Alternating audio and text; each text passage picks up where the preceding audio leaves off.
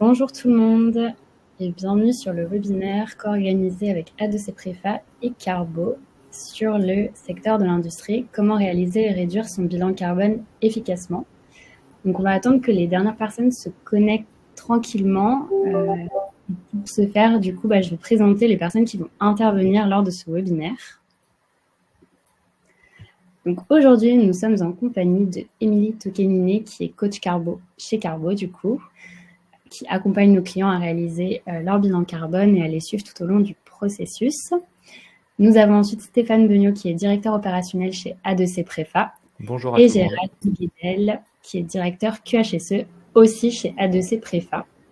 Donc aujourd'hui, l'objectif de ce webinaire, c'est de vous aider à comprendre comment faire un bilan carbone, notamment sur la partie collecte des données lorsque vous êtes une entreprise du secteur de l'industrie, et également comment réduire ce fameux bilan, donc suivre ses émissions dans la durée et réduire son bilan carbone avec des actions concrètes. Donc on aura le très bon exemple du coup d'A2C Préfa avec Stéphane et Gérald qui vont pouvoir vous expliquer en détail leur retour d'expérience avec l'outil Carbo.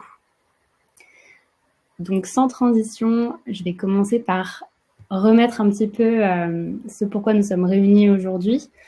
Donc, dans un premier temps, la stratégie d'entreprise, la RSE, ça devient un incontournable, je pense que vous le savez tous, qui est suivi également par des évolutions réglementaires, donc avec notamment l'arrivée de la CSRD, qui du coup va concerner de plus en plus d'entreprises aujourd'hui. Donc, il me semble qu'aujourd'hui, c'est 2500, mais demain, ça va plutôt tourner autour de 5000. Et enfin, le troisième chiffre clé, c'est que seulement 2 entreprises sur 10 aujourd'hui ont déjà réalisé leur bilan carbone. Et des certifications comme par exemple le label EcoVadis se durcissent aussi, notamment sur la partie bilan carbone. Donc, il est assez intéressant de se pencher sur la question. Et enfin, du coup, dans un troisième temps, c'est assez important de se remettre un petit peu en tête la répartition sectorielle des émissions de gaz à effet de serre en France. Donc là, ce sont des chiffres de 2019 et on voit que l'industrie manufacturière, ça représente 18%. Donc du coup, ça arrive derrière les transports, l'agriculture, et c'est au même titre que du coup le résidentiel et le tertiaire. Donc c'est pour ça que le sujet d'aujourd'hui est assez important, puisqu'on a quand même 18% des émissions de gaz à effet de serre en France qui sont concernées par le secteur de l'industrie manufacturière. Donc je vois que maintenant, il y a pas mal de personnes qui sont connectées entre-temps, donc je vais pouvoir laisser la main à Émilie, qui va se faire un plaisir de vous présenter Carbo. Merci Mathilde. Alors Carbo, donc déjà notre but, notre mission, c'est donc d'accélérer la prise de conscience écologique pour réduire notre impact carbone dès maintenant. Alors ça se présente sous 2 applications. On a eu en 2019 une première application qui était destinée aux citoyens pour calculer l'impact dans sa vie privée de ses émissions de CO2. Et en 2020, on a créé donc l'application destinée aux entreprises pour calculer les bilans carbone. Nous sommes désormais conformes à la méthodologie bilan carbone. On fait partie des outils qui ont été audités par l'ABC. Et évidemment, nos bilans sont au format également GHG protocole et le bilan réglementaire de l'ADEME, donc les 3 scopes pour le GHG et les 6 scopes pour l'ADEME. Donc on accompagne plus de 650 entreprises dans leur bilan carbone et depuis la création de Carbo, ça fait à peu près 200 000 tonnes CO2 équivalent d'évité. Voilà, je passe à la suite. Donc qu'est-ce qu'un bilan carbone ? Donc le bilan carbone, c'est sur une... Alors on parle toujours d'une période qui est révolue. Souvent on parle d'un an pour avoir un peu la saisonnalité des activités de l'entreprise. Donc c'est une photo exhaustive des gaz à effet de serre qui sont nécessaires à l'activité. D'accord ? Donc c'est là où on parle des émissions directement produites par l'entreprise, et les émissions indirectes qui sont donc toutes les émissions qui peuvent être produites donc par les salariés, par les prestataires, etc., qui sont donc à comptabiliser dans un bilan carbone. Et tout ceci, évidemment, est encadré, donc, comme c'est écrit, par l'ABC et le GHG protocole. Ça se découpe donc en plusieurs scopes. Donc, on a le scope 1 et 2 qui sont les émissions émises directement par l'entreprise. Le scope 1, donc, directement via les procédés de transformation, les véhicules, etc. Le scope 2, ça va être les émissions liées à la consommation d'énergie, la consommation d'électricité. Et enfin, on va avoir donc le scope 3 qui va reprendre tout ce qui est nécessaire mais indirect. Donc, ce que j'évoquais, les flux notamment de transport de marchandises et de collaborateurs et d'utilisation des produits et des déchets, etc. Ensuite, donc pourquoi réaliser son bilan carbone? Donc, l'important, c'est d'identifier, dans une stratégie climat, il faut d'abord identifier les principaux flux d'émissions. C'est-à-dire qu'il faut qu'on parte de quelque chose, il faut partir d'un constat. Et donc, le bilan carbone, c'est le constat, donc sur une période passée, des flux d'émissions de l'entreprise, ce qui va permettre ensuite de démarrer sa stratégie climat et donc de mettre en place des actions pour réduire et des actions pour aider également les autres à réduire leurs émissions. Puisqu'on est aussi, quand on est notamment dans l'industrie, on est aussi dans le scope 3 d'autres entreprises, d'accord? Et donc, c'est important de à la fois réduire ses émissions et d'aider les autres à réduire les leurs. Et pour faire tout ça, donc il faut un plan d'action qui doit être basé évidemment sur le bilan carbone. Donc, les principaux bénéfices du bilan carbone. Donc, le plus important, évidemment, ça va être la volonté de l'entreprise d'inclure dans sa stratégie une stratégie de réduction des émissions. Mais à côté de ça, on va avoir de plus en plus de motivations extérieures qui vont entrer en compte. Donc, notamment, Mathilde l'évoquait tout à l'heure, l'anticipation et l'adaptation aux réglementations qui entrent en vigueur petit à petit, notamment la CSRD qui va arriver et qui donc les premiers rapports devront être rendus en 2026. On va avoir la multiplication des demandes de critères ESG pour les demandes de financement, notamment auprès des banques qui maintenant incluent des prêts verts, par exemple, sur présentation de bilan carbone et de stratégie carbone. La marque employeur, donc c'est également aussi pour les collaborateurs, savoir qu'on a une entreprise qui s'engage dans la réduction de ses émissions, c'est aussi très important. Et après, il va y avoir toutes les demandes qui sont liées aux clients, notamment donc les appels d'offres. Pour les grosses entreprises notamment, c'est de plus en plus fréquent qu'on ait des clients qui nous disent que pour répondre à des appels d'offres, ils ont besoin d'ajouter un bilan carbone dans leur dossier. Les demandes des clients directs, des clients finaux, donc du B2C, pour l'impact des produits. Et les labels, évidemment, type EcoVadis et Bicorp. La méthode de calcul d'un bilan carbone, on a deux approches différentes. On va avoir les approches physiques et l'approche monétaire. Sur la partie physique, ça va être toutes les données de consommation réelle qui sont transformées à l'aide d'un facteur d'émission qui est visible par tous dans la base ADEME et la base Agribalise, etc. Donc, c'est des bases de données de facteurs d'émission où on transforme des données réelles, des données d'activité, en facteurs d'émission. D'accord ? Ça, c'est la méthode la plus précise pour calculer un bilan. Et à côté de ça, pour d'autres postes où il est un peu difficile de quantifier des émissions physiques, on va avoir les données monétaires.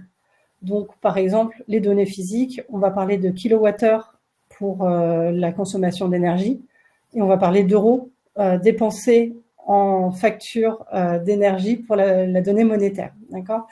Par exemple, pour les déplacements des collaborateurs, on va avoir les kilomètres parcourus plutôt que des notes de frais, ou on va avoir des litres d'essence consommés, pareil, plutôt que d'avoir des notes de frais. Ça permet d'être beaucoup plus précis dans son bilan et ça permet également d'avoir plus de leviers d'action par la suite pour réduire ses émissions, puisqu'on va pouvoir aller dans la précision, notamment dans la partie industrielle, sur les produits fabriqués, etc. On va avoir, par exemple, le détail de la composition d'un produit. On va pouvoir changer certains produits, peut-être certaines matières premières, certains matériaux à utiliser qui sont plutôt moins émissifs, d'accord ? Alors que si on parle juste de matière achetée, c'est un peu plus difficile parce qu'en gros, il faut moins acheter, ce qui n'est pas forcément toujours l'objectif.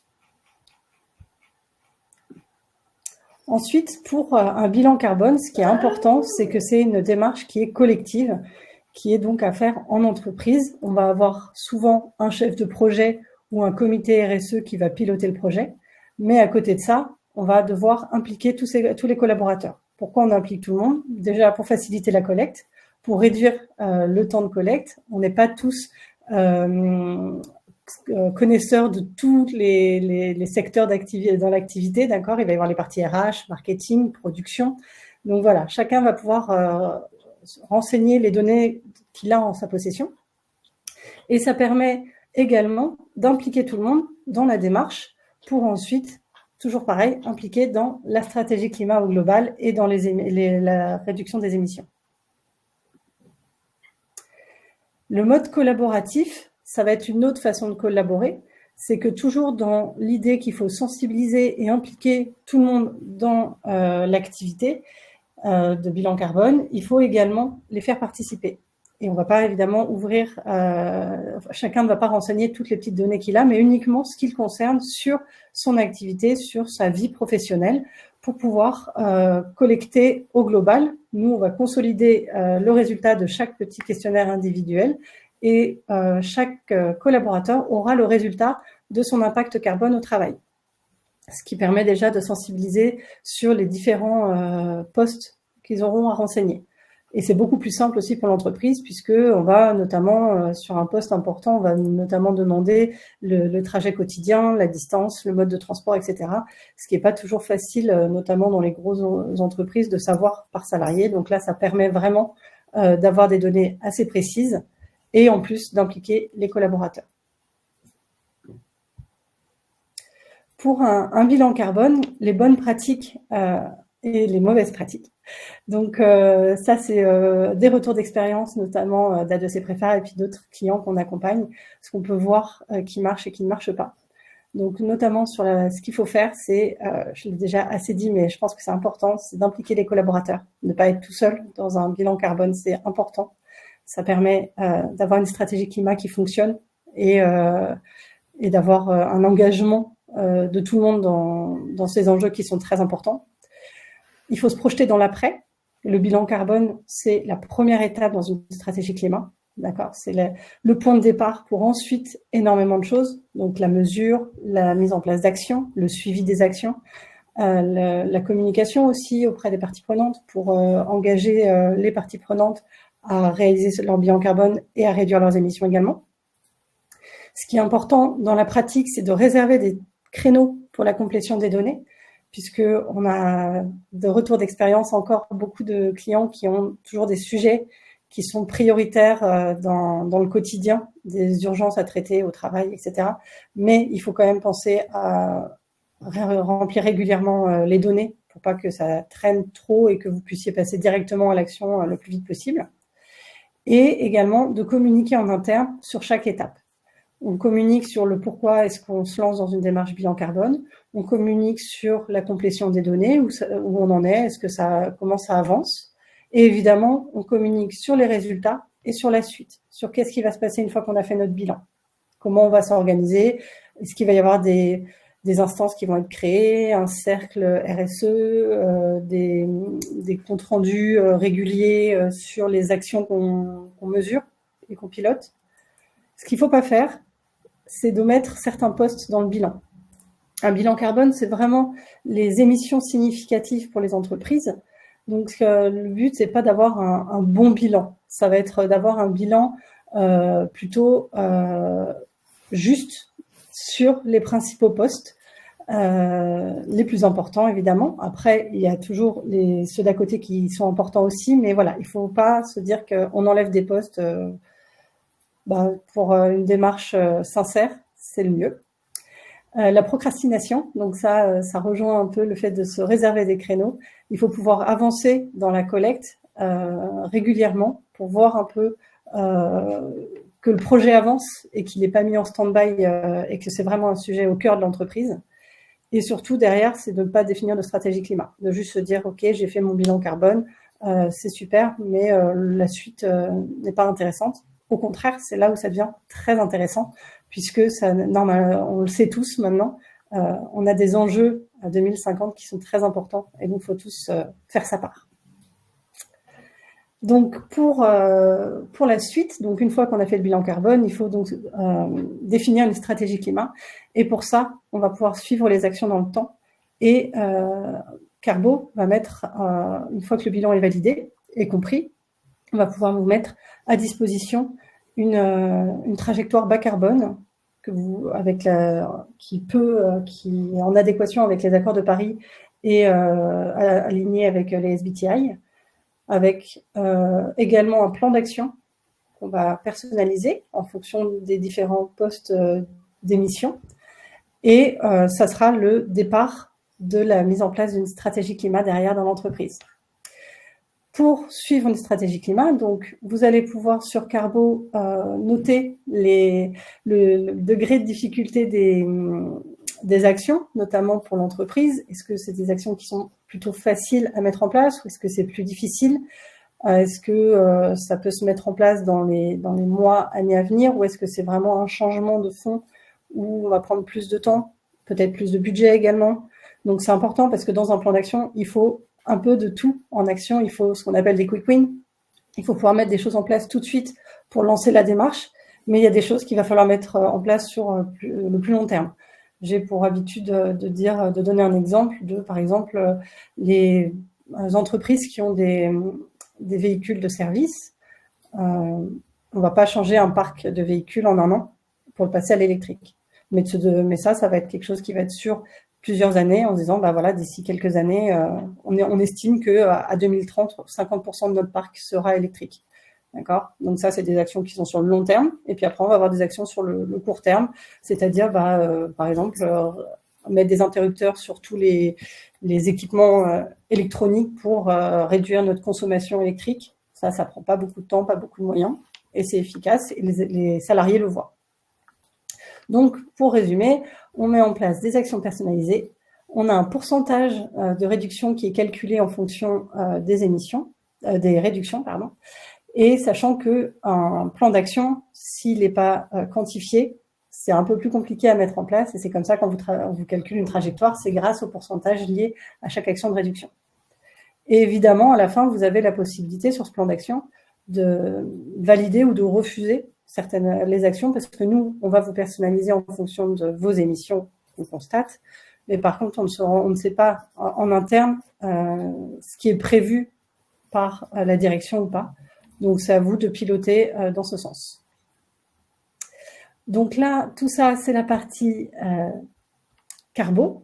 Maintenant que je vous ai expliqué le bilan carbone, la stratégie climat et le plan d'action, je vous propose d'écouter donc le témoignage de Stéphane et Gérald qui vont vous détailler tout ça pour ADC Préfa. Merci Émilie. Du coup, il faut juste que je passe sur la slide d'après. Voilà. Alors, mon rôle, c'est ici de vous présenter un petit peu comment ce bilan carbone, ça s'inscrit dans la globalité de notre stratégie globale d'entreprise et notre stratégie RSE à proprement parler. Et après, je passerai aussi la parole à Gérald qui va vous détailler un petit peu. Moi, je vais vous présenter globalement l'entreprise et où se situe ce bilan carbone un petit peu dans cette stratégie. Et Gérald vous expliquera après comment concrètement on a mis en place l'ensemble des sujets qui ont été évoqués et l'ensemble des points qui ont été évoqués par Mathilde en introduction et Émilie juste après. Et je dois vraiment remercier Mathilde et Émilie déjà de nous faire témoigner et de nous faire participer à ce webinaire.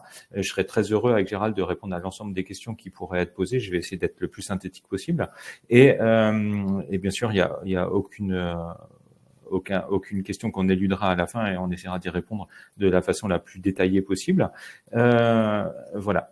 Donc c'était ça que et je voulais surtout remercier donc Mathilde et Émilie de nous avoir fait participer à ce webinaire et surtout de nous avoir accompagnés au quotidien dans la mise en place et dans l'implémentation de notre bilan carbone bilan carbone qu'on a initié maintenant depuis 2 ans sur l'année référence pour nous, c'était l'année 2021 et donc on a fait notre bilan en 2022 et on va vous raconter un petit peu comment on a fait et quelle est l'histoire depuis ce premier bilan. Alors déjà, ADC Préfa, j'ai la chance d'être directeur opérationnel d'ADC Préfa. ADC Préfa, c'est une belle petite PME familiale qui appartient au groupe ADC Matériaux. ADC Matériaux, c'est 350 collaborateurs. tous basés en Seine-et-Marne. Donc, on est plutôt un acteur francilien. Notre métier premier, c'est l'extraction de granulats en carrière. Donc, on exploite en fait des carrières de deux typologies, voilà, où on fait des cailloux. Enfin, on extrait des cailloux du sol et du sable en Val de Seine, enfin sur la vallée de la Seine, et puis de roches massives, un petit peu des granulats calcaires. Donc deux typologies de granulats. Et pourquoi je vous raconte ça? C'est parce que si on prenait en fait des données un peu moyennées, globalisées, on ferait en sorte que ce soit les mêmes types de granulats ou de cailloux, tout simplement.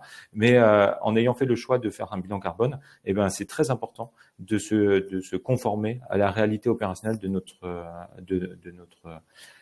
chaîne de valeur. Donc voilà, donc ça aussi on a pris en compte ces deux typologies d'activités dans notre bilan carbone. Donc l'entreprise A2C matériaux, c'est l'exploitation de granulats en carrière, et la partie A2C préfa, nous on réalise, et comme c'est marqué ici, on conçoit, on fabrique, on livre, et on permet la fin de vie des systèmes constructifs en béton préfabriqués pour le bâtiment. En gros, on construit les grosses briques des Lego pour les chantiers, et nos clients sont principalement les entreprises de grosses œuvres qui posent nos éléments préfabriqués en béton et qui construisent les bâtiments dans lesquels on est, des bâtiments soit tertiaires, soit des habitations, soit des bâtiments fonctionnels.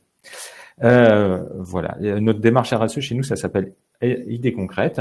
Comme vous l'avez vu, on a un certain nombre de labels et dont parlait Émilie tout à l'heure. Donc, on est pour le moment médaille de bronze sur EcoVadis, et on est labellisé Responsibility Europe via le label UNICEM Entreprise Engagée, qui est le label référence de notre profession. On fait partie aussi de deux communautés qui s'appellent le Coq Vert et le Coq Bleu de BPI France, et on a la chance d'être éclairant de cette communauté du Coq Vert.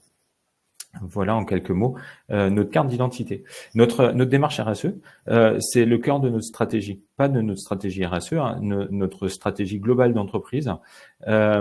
On a une stratégie d'entreprise qui a mis la RSE plus à côté d'eux, mais en plein cœur de notre stratégie. Et on a nommé cette stratégie, elle s'appelle Idées concrètes. Pourquoi Idées concrètes? Parce que déjà, une démarche RSE, elle se doit d'être le plus pragmatique et le plus concrète possible. Et puis, pour les anglophones qui sont autour de ce webinaire, concrète, en anglais, ça veut dire le béton. Donc, c'était le double sens autour du jeu de mots, donc des idées très concrètes, parce que dans une démarche RSE, il faut pas perdre des gens en route, et concrète pour dire qui on est, parce qu'on fait quand même avant tout du béton de nos activités. Et puis l'acronyme ID, qui en anglais veut dire une ID, c'est la carte d'identité, donc c'est la carte d'identité de notre entreprise, et ID tout simplement parce que il faut des idées pour porter ces démarches RSE et ces démarches de développement durable. Notre démarche, elle s'organise autour de 7 grands engagements qui sont, pour les connaisseurs de la norme ISO 26000, de près ou de loin un peu les grandes thématiques et les grandes questions centrales de cette norme. Pour les moins sachants de la norme, eh ben, vous voyez ici vraiment des engagements forts qu'on a pris au niveau de la direction sur le long terme, et sur lequel chaque collaborateur de notre entreprise peut s'appuyer dans le cadre de ses opérations du quotidien. Vous retrouvez dans le 3e pilier, ils sont pas classés par ordre de priorité, mais c'est globalement c'est comme ça qu'ils ont été écrits. Donc le 3e, c'est un pilier qui porte l'économie, garantir la pérennité économique de nos activités. Et c'est là où vous voyez bien que cette stratégie RSE est notre stratégie d'entreprise, parce qu'elle embarque un des 3 piliers du développement durable, qui est l'économie dans nos activités. C'est une démarche qui est certes portée par la direction de l'entreprise, mais qui est aussi relayée au quotidien par l'ensemble de nos collaborateurs.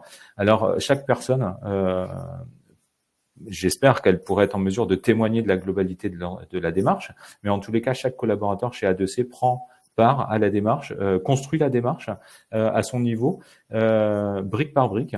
Et c'est l'agglomération de toutes ces briques, comme notre métier finalement, l'agglomération de l'ensemble des briques des Lego qui font le projet global de l'entreprise. Le bilan carbone, c'est une des actions. Alors c'est pas une action en tant que telle, c'est juste un outil de mesure, c'est un KPI pour nous, un indicateur qui est porté par le 4e engagement, qui est agir en faveur de l'environnement, mais on va le retrouver bien ailleurs parce qu'il nous est nécessaire, comme le disait Émilie tout à l'heure, dans notre chaîne opérationnelle pour répondre à nos clients qui nous le réclament vraiment de plus en plus. Nos clients réclament 2 choses, nous réclament la donnée du bilan carbone dans sa globalité, et souvent ça se passe à travers l'évaluation EcoVadis, et nous réclament aussi le poids exact carbone des produits qu'on leur livre.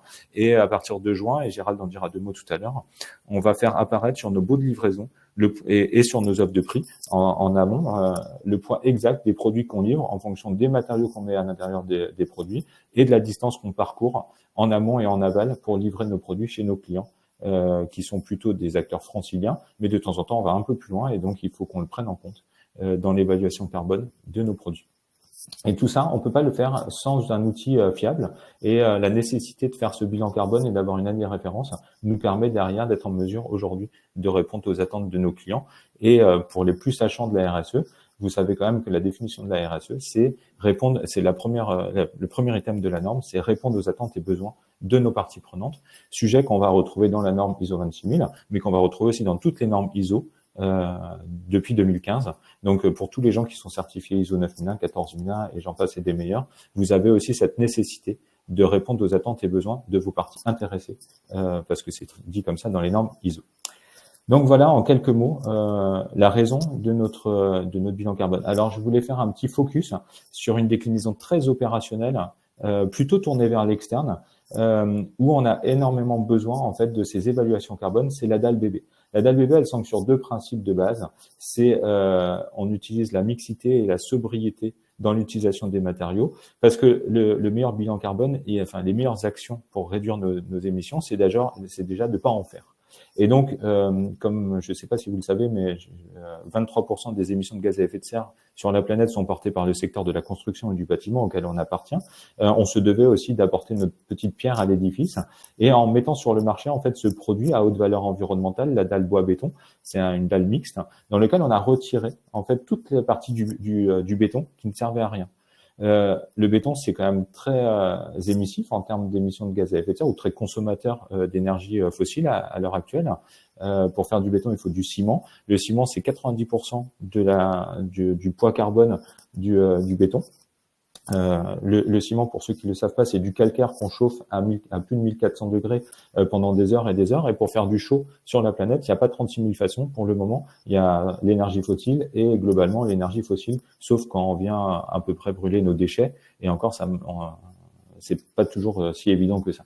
Donc voilà. Donc déjà, première action, on réduit. Et donc ce bilan carbone qu'on fait en parallèle nous permet de mesurer année après année l'évolution de ces émissions et donc de ce poids et de voir un peu l'impact aussi qu'ont nos produits sur dans l'impact complet carbone de nos opérations. Donc ce produit en fait est constitué à partir d'acier 100% recyclé, de fibres de bois qui sont issues de déchets de l'industrie du bois. Donc le bois vient en substitution du béton qui structurellement ne sert à rien. Hein. Dans un plancher, il faut savoir que 60% du béton qu'on met en œuvre ne sert strictement à rien au niveau structurel. Donc nous, notre partie, c'était de le supprimer et de le remplacer par du bois, mais pas du bois noble, mais des déchets de l'industrie du bois. Et on travaille, et Gérald en dira 2 mots tout à l'heure, sur des formulations très bas carbone où on a réfléchi à réduire déjà notre dose de ciment qu'on met en place dans les bétons et dans le jeu qu'on peut avoir sur les différents granulats et matériaux qu'on met en place dans nos formulations.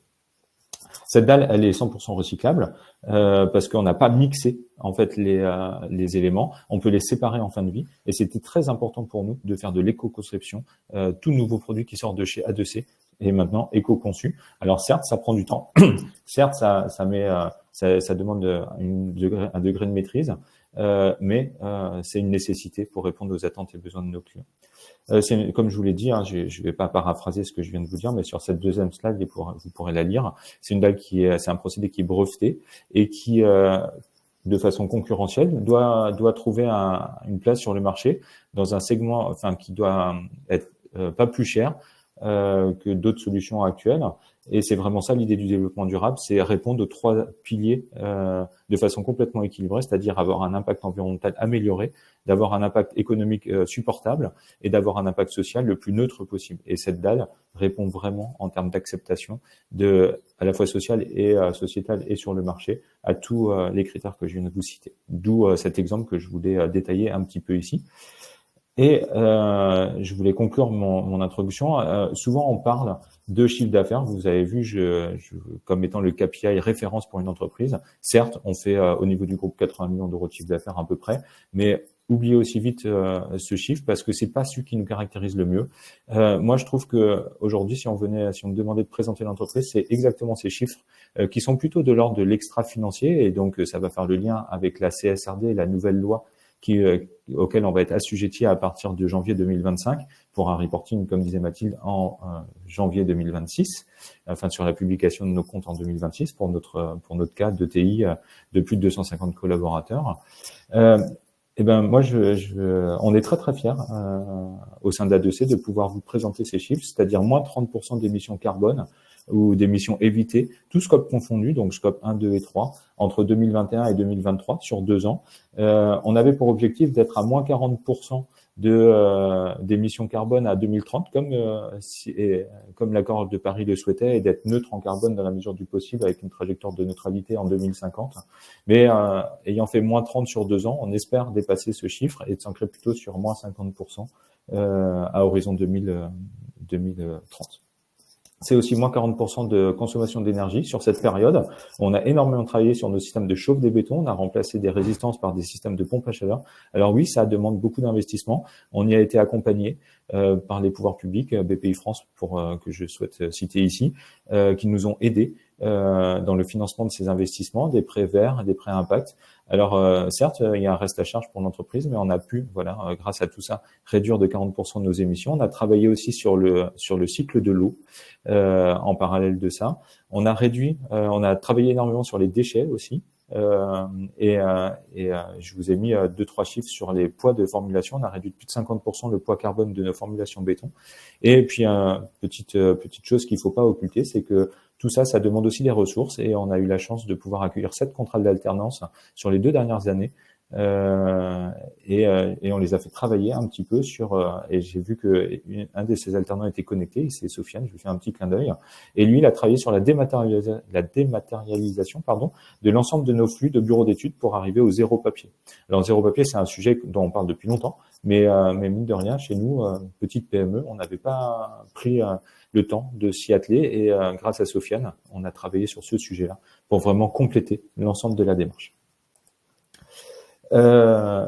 Voilà, je passe la parole à Gérald qui va vous expliquer un petit peu comment on a procédé pour la collecte des données, comment on a impliqué les collaborateurs, comment aussi on l'a fait année après année, comment il l'a fait tout seul d'abord dans un premier temps sur l'année 2021 et je l'ai vu bien galérer et comment ça s'est progressé. On en est à notre 3e bilan et il va vous raconter un petit peu cette histoire en 2-3 mots pour que vous soyez pas découragés pour ceux qui auraient à le mettre en place et vous verrez plus ça avance et plus c'est facile pour la personne qui pilote et plus on arrive à embarquer les collaborateurs dans la démarche. Vas-y Gérald, la parole est à toi. Merci Stéphane. Effectivement, l'implication des collaborateurs et leur mobilisation dans la démarche du bilan carbone et au-delà de ça, dans notre démarche de réduction de notre impact carbone, elle s'est d'abord faite en 3 étapes. Au niveau tout d'abord de la R&D béton, puisque le but, Stéphane l'a dit, était de diminuer au maximum l'impact carbone de nos formulations béton. Donc ça a demandé des efforts en R&D. Il fallait limiter la quantité de la part active du ciment qu'on appelle le clinker dans nos formulations béton. Donc ça a été le premier gros travail que l'on a fait. Le deuxième, une fois qu'on a réussi à faire ça, c'était de les mettre en œuvre, parce que c'est des bétons qui se travaillent quand même différemment des bétons plus classiques que l'on connaît. Voilà, réfléchir à ces bétons, les mettre en œuvre, nous a quand même bien occupé sur ces dernières années. Et puis, le 3e point, la 3e étape a été mobiliser en interne l'ensemble des services afin de collecter des données fiables pour pouvoir établir notre bilan carbone, que ce soit le bureau d'études, la production, le contrôle de gestion. Voilà, l'ensemble des services a été sollicité. Et puis, pour arriver à établir un bilan carbone, un point zéro en 2021, et avec une perception finalement très positive de ça, puisque on a pu mesurer et quantifier tous les efforts qui ont été entrepris par chacun.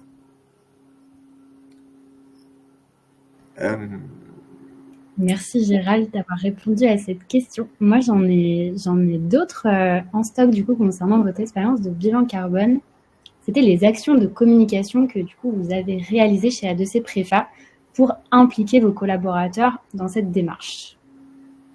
Moi, je vais prendre la parole le premier, puis je vais laisser parler je vais laisser détailler Gérald après. Il y a en 2021, et ça va répondre à la question de Sandrine Fouché. En fait, notre état référence, il faut un état référence pour avoir une baisse. Notre état référence, comme je l'ai expliqué, c'était 2021. On a lancé vraiment la matérialisation de cette démarche RSE à cette époque-là, où on a mis en place ces engagements forts. Et derrière ces engagements, je pourrais le détailler après si vous voulez, mais il y a des objectifs qui sont déclinés en cibles à atteindre. Les cibles, chez nous, pour le bilan carbone, pour la partie émission, c'était moins 40%. C'était centré sur les valeurs de l'accord de Paris, donc moins 40% en 2030 et 0 en 2050, ou la neutralité carbone en 2050. Donc, il nous fallait un état référence, et c'est à partir de cet état référence, qui était l'état finalement sur lequel on était à peu près année après année, depuis je sais pas, la nuit des temps peut-être, de la création de l'entreprise. Donc, c'est à partir de cet état référence qu'on détermine la baisse et le mieux en termes d'émissions, pour arriver à 0. Donc ça répond en fait, et on l'a fait sur l'ensemble des 3 scopes. Donc cette démarche, elle a été, comment on a communiqué? On a communiqué déjà autour de la démarche RSE, la démarche RSE au centre de notre stratégie. Et après, à partir de là, on a commencé à dire qu'au sein de cette démarche, il fallait qu'on œuvre pour l'environnement, et dans l'action sur œuvrer pour l'environnement, comme disait Gérald, on a travaillé sur la partie formulation des bétons bas carbone et toutes les actions de réduction, donc à la fois des quick wins, donc des petites actions assez rapides, pas très onéreuses et qui se voient, et puis des actions beaucoup plus long-termistes comme les modifications de nos systèmes de chauffe, des bétons ou des actions de la mise en place de panneaux photovoltaïques qu'on va mettre en œuvre à partir de cette année. Voilà un certain nombre d'actions qui ont été actées et qui permettent derrière de réduire notre empreinte carbone sur le long terme. Donc ça, c'est vraiment communiquer sur notre action et nos objectifs en matière de décarbonation de nos activités.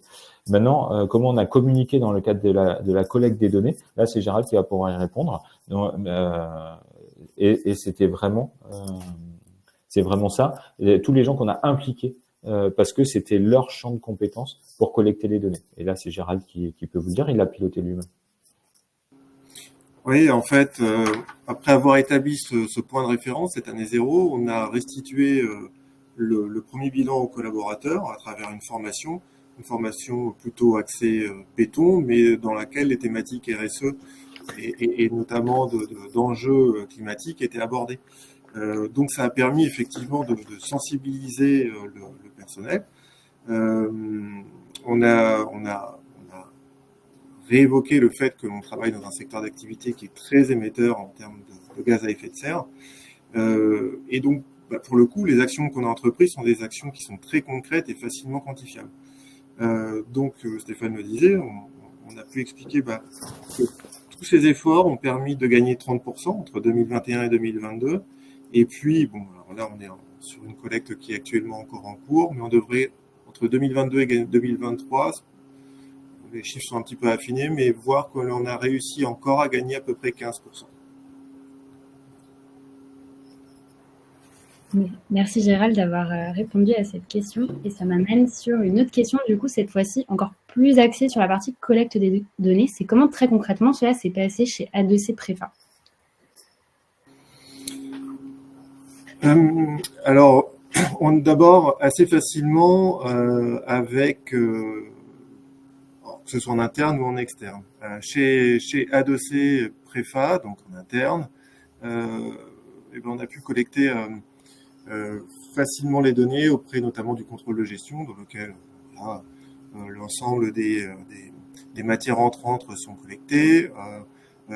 Et puis de manière plus générale, au niveau intragroupe, on a pu collecter les kilomètres parcourus par notre flotte de camions, par le bureau d'études sur des quantitatifs, sur des volumes qui ont été établis, dessinés, et puis, comme je le disais, auprès des équipes de production pour voir les quantités réelles mises en œuvre de béton. Au-delà de ça, oui. Non, tu peux continuer, Gérald. Non, mais au-delà de ça, après, la collecte des données s'est faite en externe. avec nos fournisseurs, notamment nos fournisseurs de ciment et d'acier, qui représentent la plus grosse part de nos émissions. Mais ce sont des fournisseurs qui sont déjà très moteurs sur ces sujets et qui ont conscience de l'importance de la collecte.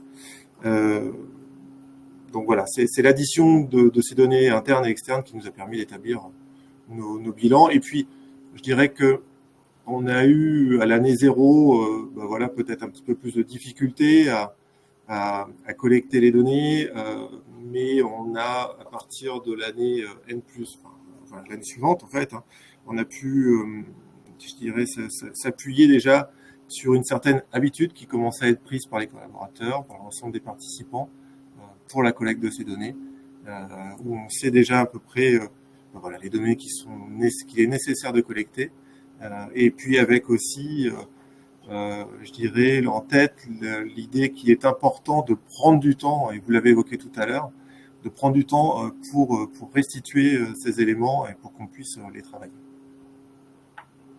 Ouais, ce que je voulais juste ajouter, c'est peut-être la difficulté à collecter. Autant les deux, enfin, c'est assez rapide. Alors même si ça prend du temps et si c'est un peu long à faire, les données du tous les jours. Ce qui est beaucoup plus compliqué à faire, et peut-être il faut le faire se dire que c'est que dans la 2e ou la 3e année qu'on y arrive bien, c'est quand on a des objets immobilisés ou l'ensemble des machines qu'on utilise dans nos usines, que nous on amortit sur une certaine durée au niveau amortissement comptable, il faut les amortir aussi sur une durée au niveau amortissement carbone. Et ça, c'est pas toujours évident dans les entreprises établies comme les nôtres d'aller remonter et on a une corrélation entre un coût de machine et finalement un impact réel carbone. Mais aujourd'hui, c'est difficile de regarder tout ce qu'on a acheté, tout ce qu'on a mis en œuvre dans notre quotidien et qu'on immobilise encore aujourd'hui, de remonter sur 10 ans. Voilà, c'est la partie peut-être la plus complexe à évaluer pour nous, et ça donne des résultats un peu disparates. Alors après, il faut se dire, on se donne une règle du jeu la première année sur le bilan référence, parce que tout ce qui a été fait par le passé, on peut plus le changer. Et puis après, on le redispatche pour les 10 ans qui viennent, et on essaye de faire mieux au fur et à mesure de nouveaux investissements qu'on fait. Voilà, ça, ce serait peut-être la seule petite limite que je pourrais dire et qui pourrait décourager certaines personnes. Après, c'est pas ça où nous, le bilan carbone, c'était vraiment progresser ce sur quoi on avait des impacts immédiats pour le faire. Donc du coup, nos formulations béton, ça c'est un impact immédiat sur les déplacements de amont et aval de nos matières premières et de nos produits, et sur éventuellement l'impact direct de nos collaborateurs. Et c'est vraiment sur ça qu'on voulait agir. Donc c'était ça qu'il fallait qu'on mesure le plus précisément possible. Le reste, après, d'avoir une valeur carbone dans l'absolu, nous intéressait à la limite assez peu, même si on l'a fait, on s'est livré à l'exercice dans sa globalité. Ce qui était important pour nous, c'était vraiment ces points-là, et je voulais vraiment le souligner, parce que gardez en tête que le bilan carbone, c'est vraiment qu'un outil de mesure qui vous permet de mettre en place ces actions de réduction, et ça me permettait d'anticiper ta question, Mathilde, mais vraiment, il faut vraiment que chacun sache ce qu'il va faire de son bilan carbone avant de se lancer dans le bilan carbone. C'est pas une fin, mais c'est juste un outil pour arriver à une finalité qui est la réduction des émissions. Du coup, pour conclure, quelles ont été les retombées de votre bilan carbone chez A2C Prépa? C'est une question qui peut paraître un petit peu large, mais je pense que vous avez un petit peu des points clés qui pourraient donner envie justement aux personnes de faire leur bilan carbone. Alors le bilan carbone, les retombées, elles sont vraiment très très multiples. Moi, je vais commencer. J'ai la chance de discuter assez régulièrement avec nos clients, déjà de façon très opérationnelle et au quotidien. On nous réclame ces données, donc de pas le faire, en fait, ça nous aurait mis en situation en porte-à-faux. Et j'ai certains clients et des grands groupes de la construction qui m'ont confié récemment que sans ces données, dans quelques mois, on pourra plus travailler avec eux. On a reçu récemment un mail qui nous demandait en fait d'avoir un niveau minimum sur l'évaluation EcoVadis pour continuer à travailler avec Bouygues Construction par exemple. Il faut être Silver à partir de 2026 pour continuer à être référencé en tant que fournisseur pour eux. On peut pas être Silver dans EcoVadis si on n'a pas les données carbone et si les données carbone ne sont pas consolidées dans cette base de données. Il y a une multitude de questions au sein d'EcoVadis qui portent sur l'impact, les émissions carbone du scope 1, du scope 2, du scope 3 et nos trajectoires à l'intérieur. Donc rien que déjà ça, de manière très opérationnelle, ça répond à cette retombée immédiate. Ça, c'est la partie plutôt business et elle est essentielle parce qu'une entreprise n'a de véracité ou finalement d'existence que si elle réussit à commercer avec ses clients. Après, on a une multitude d'autres parties prenantes qui nous réclament ces données, nos investisseurs, éventuellement nos fournisseurs, pour voir un petit peu notre degré d'engagement en matière de stratégie carbone. Et c'est très important pour nous de pouvoir y répondre et d'avoir ce coup d'avance, parce que finalement, on se rend compte qu'on a un peu un coup d'avance dans le cadre de cette démarche. Ça, c'est plutôt la partie externe. Et puis en interne, les retombées sont aussi multiples. Déjà, je crois qu'il y a une vraie fierté. On a un certain nombre de collaborateurs. Je leur fais tous un petit coucou là autour de ce webinaire de l'entreprise A2C. S'ils sont là, c'est que peut-être ils sont assez fiers d'appartenir à cette entreprise. En tous les cas, d'œuvrer au quotidien et de voir les actions qu'on a mis en œuvre, enfin déjà la stratégie, et puis les actions qu'on met en œuvre au quotidien pour essayer de mieux faire ce qu'on faisait déjà plutôt pas trop mal avant, mais de le faire de façon beaucoup plus pilotée et avec des vrais objectifs de réduction et d'atteinte de neutralité à moyen terme. Donc ça, c'est aussi des retombées internes de fierté d'appartenance pour les collaborateurs, et puis après des retombées aussi directes sur nos actions, pardon. Et ça nous permet de mieux piloter, de se dire quand on met en place des nouvelles actions comme la mise en place des pompes à chaleur pour chauffer nos bétons à la place de résistance électrique, de combien on réussit à réduire nos émissions dans leur globalité. Gérald pourra en témoigner plus précisément, mais je vais le dire aussi de façon assez rapide. Quand on formule de nouveaux bétons, souvent quand on parle de bas carbone, ça vient en opposition avec ce qu'on avait l'habitude de piloter, c'est-à-dire la résistance structurelle des bétons. Et donc du coup, on n'est plus confronté à une seule injonction, mais à deux injonctions, c'est-à-dire faire des bétons avec les mêmes résistances et les mêmes caractéristiques de résistance technique, mais avec un impact carbone le plus faible possible. Et du coup, le fait de pouvoir le piloter à travers un bilan carbone, ça fait que nos collaborateurs, nos techniciens de laboratoire peuvent, dans le cadre de leurs opérations, en fait, s'appuyer sur cette mesure à long terme. Et donc, cette double injonction qui est, on garde les mêmes résistances, mais on abaisse notre impact carbone. Et ça devient de plus en plus grisant intellectuellement pour eux de travailler sur ça. Donc vous voyez, les retombées, elles sont vraiment à tous les niveaux. Et je pense que on est encore qu'au début, au balbutiement de cette histoire, et il va falloir qu'on aille encore plus loin, encore plus vite, parce que vous avez vu, il n'y a plus bien beaucoup de neige dans la montagne, et quelque part, il faut qu'on agisse tous et qu'on prenne notre petite part à cet immense édifice qu'est la réduction et la décarbonation de nos activités. Voilà de mon côté ce que je peux dire sur ces retombées du bilan carbone qui, comme je l'ai dit et je le redis, parce que c'est vraiment ça qu'il faut retenir en synthèse, c'est vraiment un outil nécessaire, c'est une nécessité pour les entreprises d'avoir cet outil de mesure au quotidien, dans nos opérations du quotidien, dans le cadre de la décarbonation de nos activités. Ouais, Gérald, si tu veux compléter à ton niveau ce que ça a et dans ton service au niveau QHSE comme retombée, vas-y. Oui, mais c'est vraiment ça. Tu as dit l'essentiel. Ça nous permet d'avoir un visuel sur notre trajectoire carbone. Il n'y a pas une journée quasiment sans qu'on soit consulté sur nos valeurs carbone, et avoir ce visuel et pouvoir s'appuyer sur des chiffres précis et vérifiés, c'est très important pour nous pour communiquer, que ce soit en interne ou en externe. Merci à tous les trois du coup d'être intervenus sur vos différentes parties. Je pense qu'on a du coup beaucoup d'exemples assez concrets et on a aussi beaucoup de questions. Donc je vais essayer de les répartir du coup entre vous trois. Donc j'en ai une de Romain. Je pense qu'Émilie, tu vas peut-être pouvoir y répondre. Avec l'essor du télétravail, comment peut être collecté le bilan carbone individuel de chaque collaborateur ? Très bonne question. Il y a plusieurs méthodes pour le télétravail.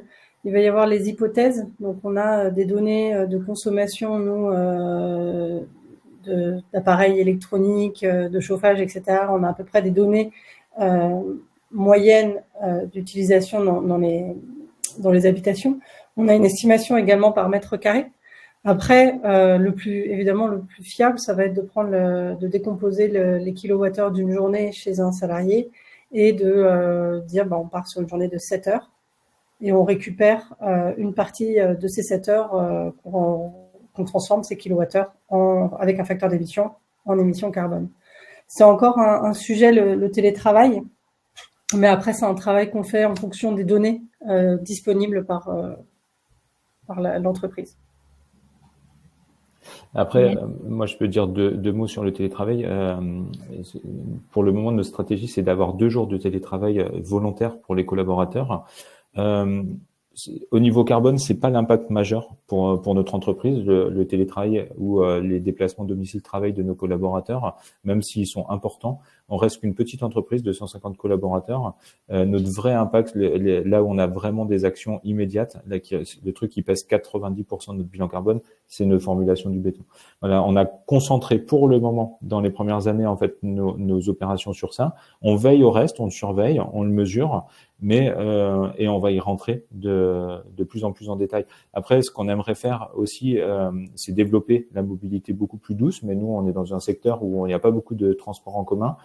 Développer le covoiturage, on essaye de le faire et on essaye d'inciter les gens à travers voilà, il y a peut-être des choses qui vont être présentées en CSE prochainement pour inciter le covoiturage.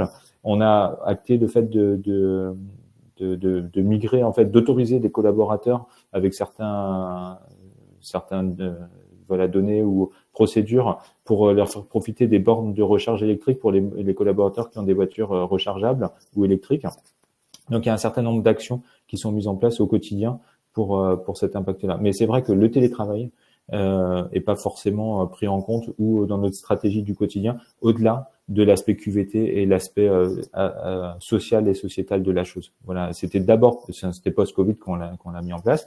On l'a sanctuarisé avec un accord de télétravail, mais on l'a pas répercuté dans l'évaluation carbone. Et c'est pas l'évaluation carbone qui fait qu'on maintient ou pas le télétravail ou qu'on veut le développer. Voilà, c'est pas corrélé, c'est pas notre impact premier. Donc on l'a mis un peu de côté, mais bien sûr, il faudra plus rentrer dans le détail pour voir est-ce que c'est bien au niveau carbone de faire du télétravail. Oui, non. Je pense que c'est équilibré en termes de mobilité, de surconsommation électrique à la maison et de surchauffage des logements. Mais je pense que c'est 0 plus 0. Enfin, Ouais, ou 1 point. on l'a pas calculé précisément, mais le nombre de jours de télétravail des collaborateurs a quand même été pris en compte dans l'élaboration des données. Et Émilie l'a dit, il y a déjà une approche un peu moyennée qui est faite sur ces jours et sur leurs données en termes de CO2.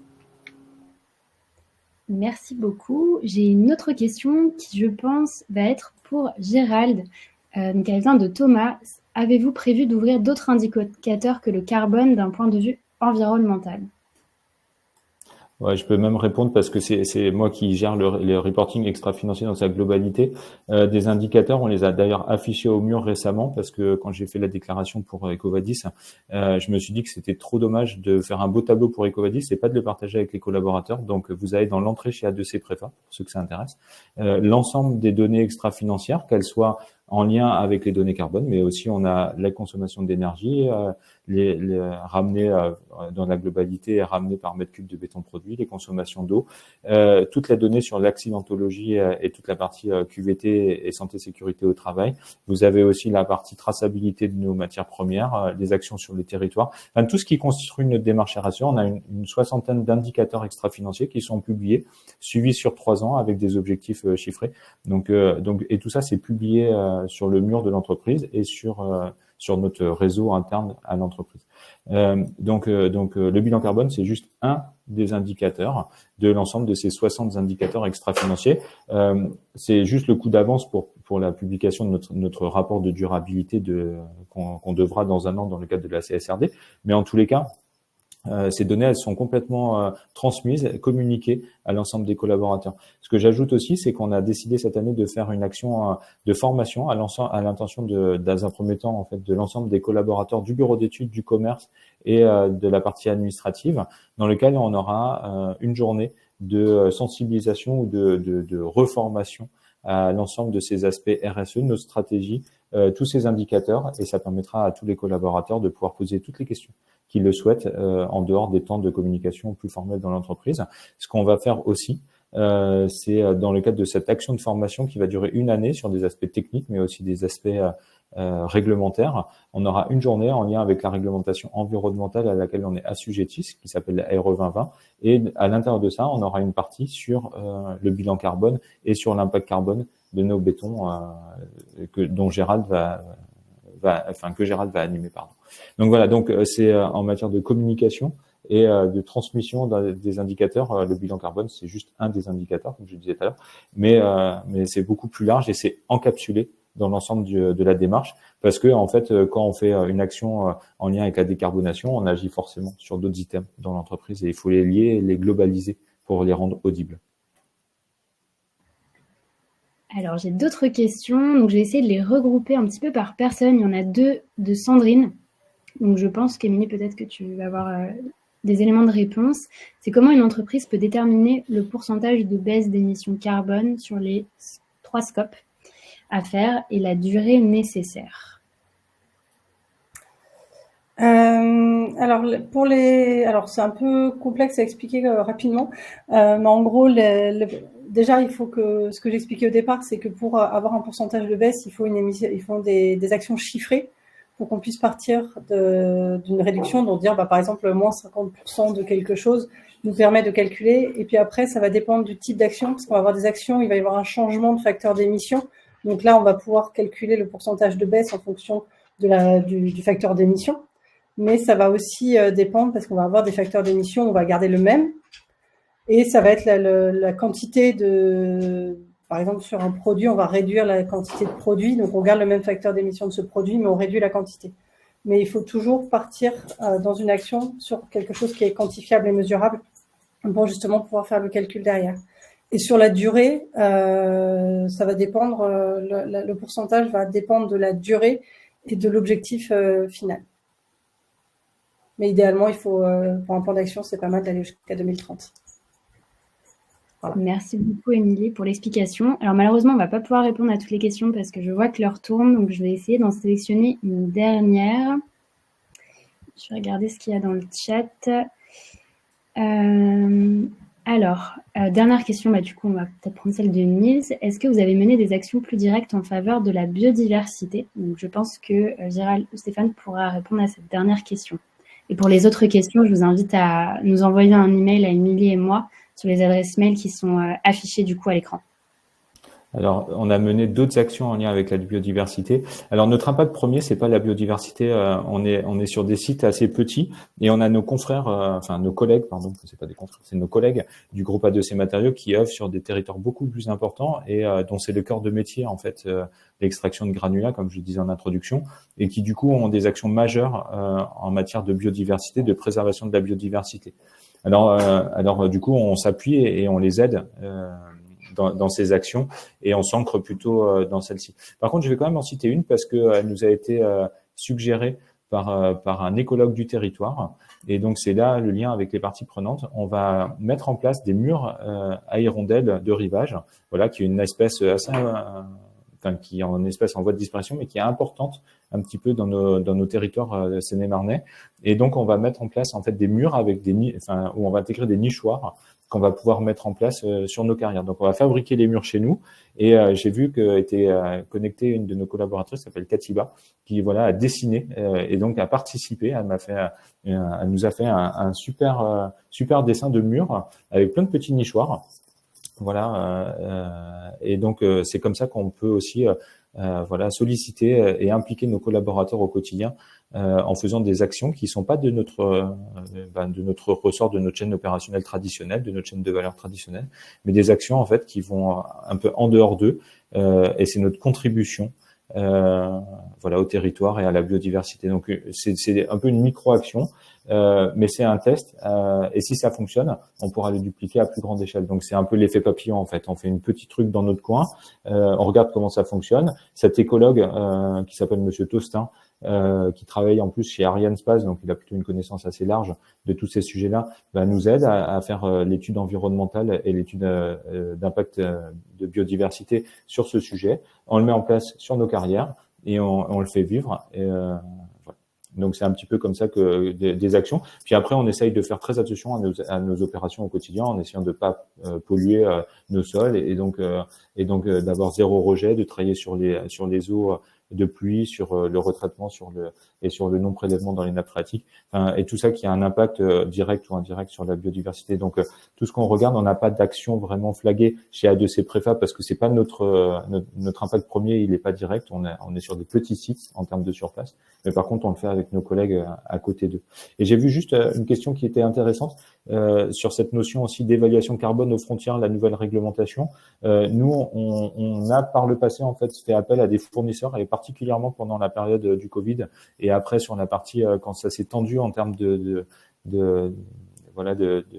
d'approvisionnement de matières premières et notamment les aciers. On a eu recours à des achats d'acier en dehors du territoire de l'Europe parce qu'il y avait une pénurie sur ces. Alors on n'est pas très fan d'aller chercher nos produits très loin, mais on n'avait pas d'autre choix. Et donc effectivement, dans le cadre de cette réglementation, le fait d'avoir ces données carbone nous permettent de remplir nos obligations aux frontières.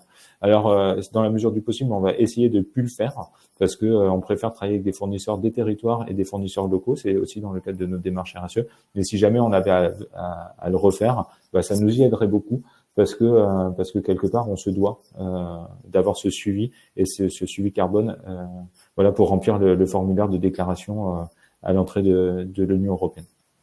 Voilà, je pense que c'était une question qui a été posée et j'espère y avoir répondu. Pardon. Merci beaucoup du coup Stéphane.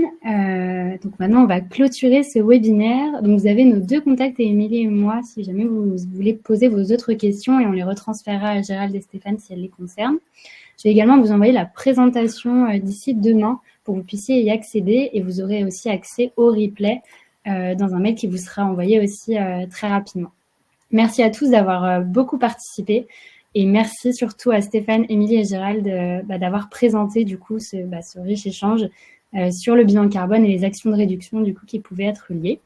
Je vous souhaite un bon appétit pour ceux qui n'ont pas encore mangé, et puis à très bientôt. Au revoir tout le monde. Merci à tout le monde. Au revoir, merci. Bon appétit, à bientôt, au revoir.